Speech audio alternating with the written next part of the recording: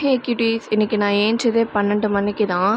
ஏந்திச்சோனே அம்மா கிளம்பு, கொஞ்சம் கடைக்கு போக வேண்டிய வேலையெல்லாம் இருக்குது அப்படின்னாங்க. சரின்னு கிளம்பிட்டு லஞ்செல்லாம் ஃபினிஷ் பண்ணிவிட்டு நானே என் தங்கச்சி அம்மா கிளம்பிட்டோம். தங்கச்சி பேக் டு ஸ்கூல் போகிறாளா, அதனால் அது தேவையான ஸ்கூல் அசசரிஸு அப்புறம் திங்ஸ்லாம் வாங்கணுன்னாங்க. சரின்னு டிமார்ட் போகணுன்னு சொல்லியிருந்தா அவள், அதனால் டிமார்ட் போனோம்.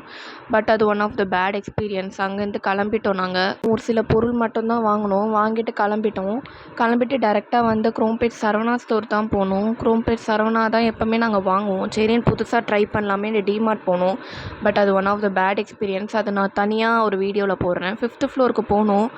போயிட்டு பேக்லாம் பார்த்தா நல்லா இருந்தது. பட் ஆனால் ப்ரைஸஸ்லாம் அதிகம். சரின்னு தேவையானது எல்லாம் வாங்கிட்டு கீழே வந்துட்டோம். எங்கள் அம்மா என்ன வாங்குவாங்களோ இல்லையோ, கீழே வந்து குச்சிப்பை வாங்கிடுவாங்க. அது மறக்காமல் அந்த குச்சிப்பைக்காகவே அந்த கடைக்கு போகலான்னு வர சொல்லுவாங்க.